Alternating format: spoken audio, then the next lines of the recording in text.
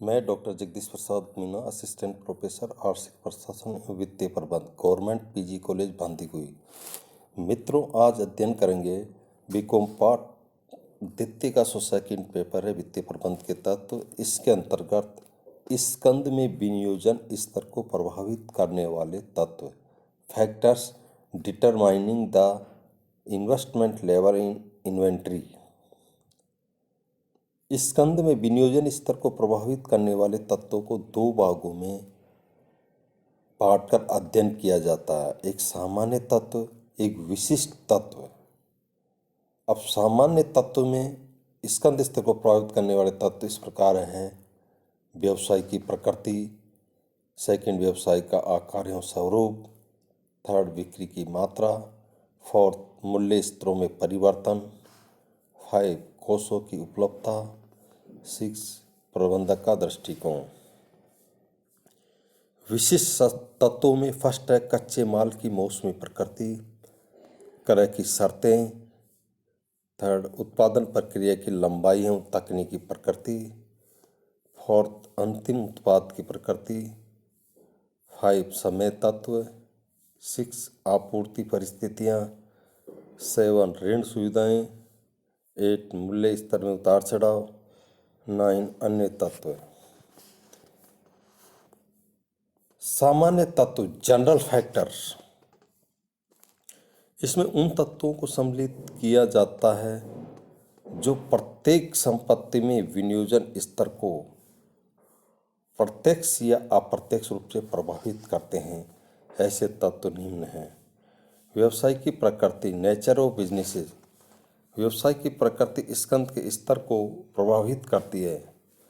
जनोपयोगी एवं विलासिता की महंगी वस्तुओं के बाजार में स्कंद की मात्रा कम रखी जाती है, जबकि व्यावसायिक प्रकृति के व्यवसाय में स्कंद का उच्च स्तर रखना होता है। सेकंड है व्यवसाय का आकार एवं स्वरूप। बड़े आकार के व्यवसायों एवं कंपनियों में स्कंद की मात्रा की अधिक आवश्यकता होती है, जबकि छोटे आकार के एवं एकाकी व्यवसाय में कम स्कंद की आवश्यकता होती है। थर्ड बिक्री की मात्रा। अधिक पूंजी की संभावना वाले व्यवसाय में स्कंद स्तर पर भी उच्च रखा जाता है। फोर्थ मूल्य स्तरों में परिवर्तन। मूल्य स्तरों में यदि अधिक परिवर्तन होता है तो परिवर्तन की जोखिम से बचने हेतु पर्याप्त स्कंद रखना पड़ता है। फाइव कोषों की आवश्यकता। कोषों की मात्रा कम होने पर स्कंद के निम्न स्तर एवं अधिक आवर्तन से व्यवसाय का संचालन करना पड़ता है। कोष पर्याप्त होने पर पर्याप्त स्कंद रखा जा सकता है। प्रबंध का दृष्टिकोण, व्यू ऑफ मैनेजमेंट। प्रबंध का दृष्टिकोण भी स्कंद की मात्रा का निर्धारक होता है। कुछ प्रबंधक व्यवसाय में पर्याप्त स्कंद रखकर अन्य कार्यों पर अधिक ध्यान देते हैं, जबकि कुछ प्रबंधक स्कंद को कम रखते हुए व्यापार करते हैं। विशिष्ट तत्व, स्पेसिफिक फैक्टर्स।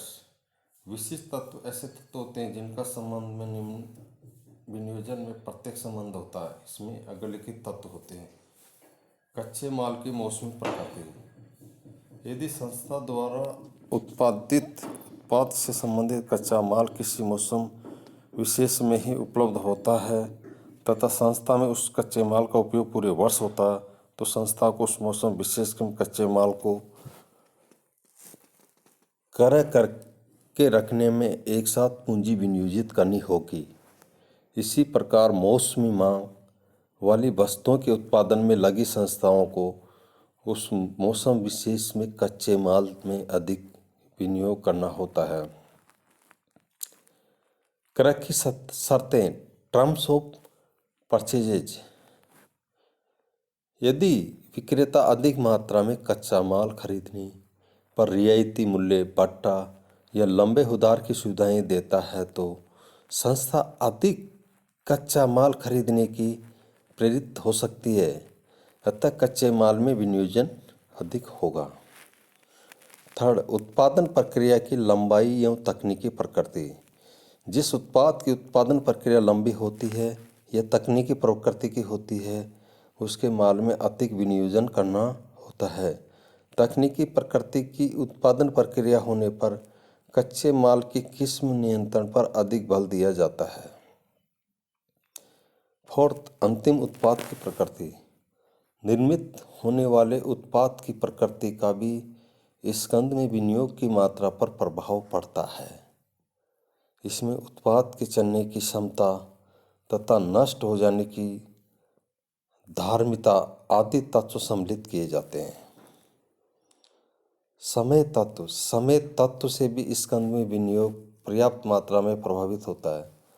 समय तत्व स्कंद में विनियोग को कच्चे माल की उपलब्धि में लगने वाले समय, माल खरीदने तथा निर्माण करने की अवधि में लगने वाले समय तथा माल के निर्माण होने के बाद की बिक्री में लगने वाले समय के कारण प्रभावित करता है।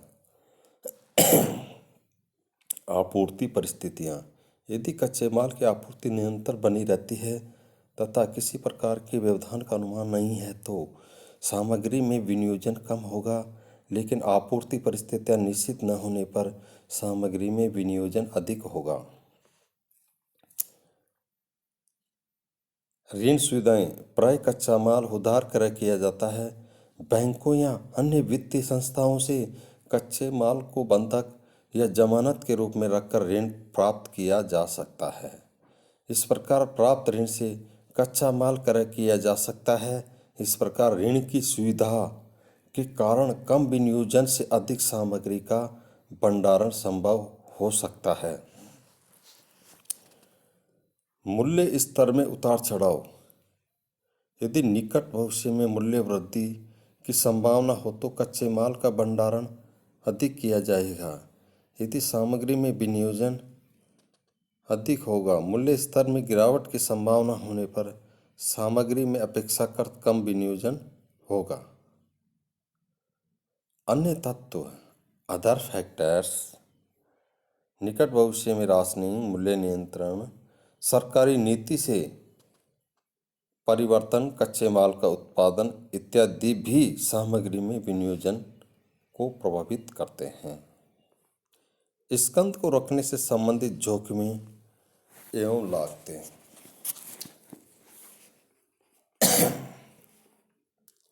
Risk and cost associated with holding inventory. जोखिमें। रिस्क, स्कंद रखने की जोखिमें। एक संस्था को निर्मित माल, अर्धनिर्मित माल तथा कच्चे माल का स्कंद रखना होता है। इस कार्य में अनेक जोखिमें होती है जिसमें फर्म को भविष्य में होने की संभावना रहती है। इन जोखिमों पर पर्याप्त ध्यान दिया जाना चाहिए। प्रमुख जोखिमें निम्न है। फर्स्ट है मूल्यों में कमी, डिक्लाइन इन प्राइसेस। स्कंद के मूल्यों में कमी हो सकती है। ये कमी उत्पादन व पूर्ति बढ़ने, प्रतिस्पर्धा बढ़ने तथा नए उत्पादों के विकास के कारण हो सकती है। किस्म में गिरावट। जब कोई सामग्री अधिक समय तक भंडार में रखी रहती है तो वह खराब हो सकती है। ये भंडारण की उपयुक्त व्यवस्था न होने पर भी हो सकती है। कई बार भंडारण के दौरान सामग्री मात्रा में भी कम हो जाती है। ये कमी सामग्री के सूखने के कारण, उड़ने या अन्य कारणों से हो सकती है। अप्रचलन।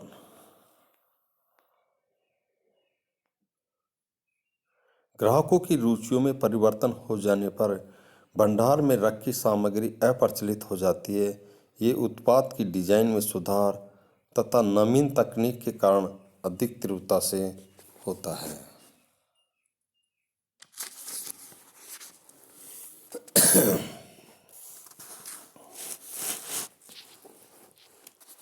स्कंद रखने की लागतें, कॉस्ट ऑफ होल्डिंग इन्वेंट्रीज।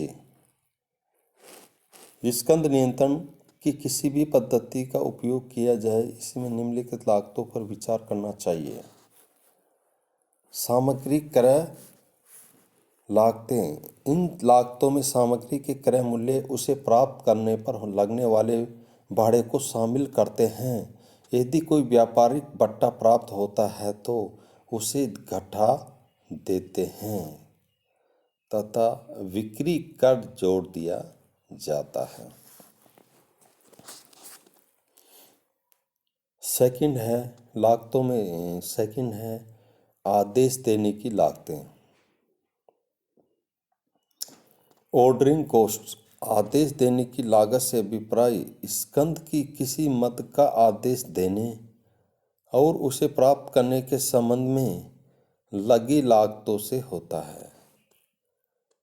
कई बार संस्था माल बाहर से क्रय न करके उसे स्वयं निर्मित करती है। ऐसी दशा में एक बार निर्माण प्रक्रिया प्रारंभ करने में लगने वाले व्ययों को आदेश लागत की भांति काम में लेते हैं। इस प्रकार की लागतों को लगाने की लागत सेटअप कॉस्ट कहते हैं।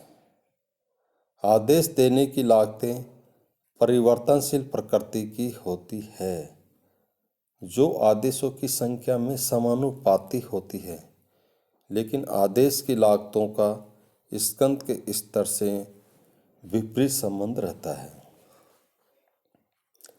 संस्था में बाहर से क्रय करने वाली एक मद के लिए आदेश संबंधी लागतों का निम्न वर्गों में रखा जा सकता है। क्रय संबंधी लागतें। क्रय विभाग में निम्नलिखित कर्मचारियों का वेतन, निविदा आमंत्रित करने एवं तुलनात्मक विवरण तैयार करने के संबंध में स्टेशनरी, पोस्टेज एवं टेलीफोन वे आदेश के अनुवर्तन संबंधी वे। परिवहन एवं निरीक्षण लागतें, माल को मंगाने की परिवहन लागतें एवं प्राप्ति या मात्रा एवं किस्म के निरीक्षण की लागतें। लेखांकन लागतें, प्रत्येक आदेश से संबंधित क्रियाकलापों के रिकॉर्ड के संधारण के वे। स्कंद संग्रहण लागतें, इन्वेंट्री कैरिंग कॉस्ट, जब सामग्री का क्रय कर लिया जाता है तो सामग्री संस्था के पास आ जाती है, लेकिन उसका तुरंत विक्रय अथवा उत्पादन हेतु प्रयोग नहीं किया जा सकता है, अपितु उसे कुछ समय के लिए स्टॉक में रखना पड़ता है। ऐसा करने पर सामग्री को स्टॉक में रखने की कुछ लागतें लगती है, जिन्हें स्टॉक रखने की लागतें कहते हैं।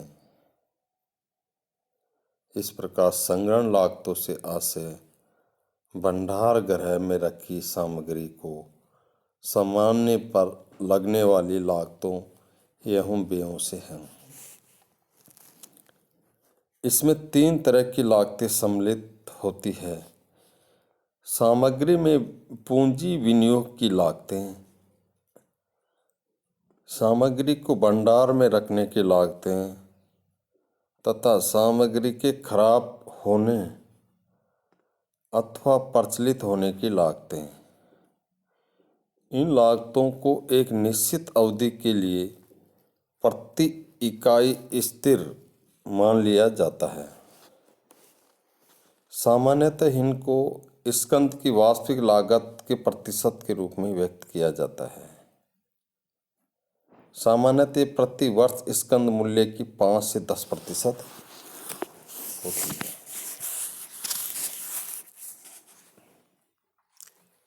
स्कंद संग्रहण लागतों को निम्न वर्गों में रख सकते हैं। संग्रहण लागतें, गोदाम किराया, कर एवं दर, हिरास, बीमा, रखरखाव व्यय। बीमा लागतें अग्नि बीमा, दुर्घटना, चोरी बीमा। उत्पाद जोखिम लागतें उत्पाद ह्रास एवं अप्रचलन। लेखांकन लागतें स्कंध लेखा की लिपिकीय एवं अंकेक्षण संबंधी लागतें। कोष लागतें पूंजी पर ब्याज अवसर लागत। स्कंध संग्रहण लागतों एवं स्कंध के स्तर में धनात्मक संबंध होता है। स्कंध के स्तर के घटने बढ़ने पर ये उसके अनुरूप ही बदलती है। प्राइस संग्रहण लागतों को एक निश्चित अवधि के लिए एक स्थिर प्रति इकाई के रूप में अथवा क्रय लागत के लिए एक निश्चित प्रतिशत के रूप में व्यक्त किया जाता है। स्टॉक समाप्त होने की लागतें स्टॉक आउट कॉस्ट। जब कच्चे माल का स्टॉक समाप्त हो जाने के कारण उत्पादन बंद होने से अथवा निर्मित माल के स्टॉक में न होने पर संस्था ग्राहकों के आदेशों की पूर्ति नहीं कर पाती है और इनसे संस्था को क्षति अथवा हानि होती है। उसको स्टॉक समाप्त आदेशों की पूर्ति नहीं कर पाती है और इनसे संस्था को क्षति अथवा हानि होती है, उसको स्टॉक समाप्त होने की लागत कहते हैं। इसे लाभ में कमी, संस्था की ख्याति पर विपरीत प्रभाव आदि के रूप में देखना चाहिए।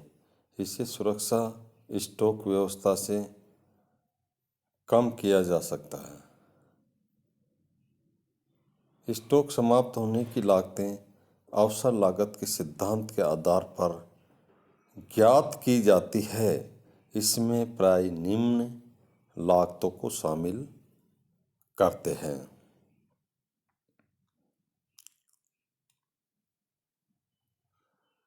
सामग्री की अनुपालना के कारण मशीन एवं मानव घंटों की हानि। नेक्स्ट, लाभ की हानि स्कंध की अनुपलब्धता में हुई विक्रय की कमी पर लाभ। ख्याति की हानि प्रतिस्पर्धा में विचरने की हानियां। अनुबंध पूरा न करने पर देह हट जाने।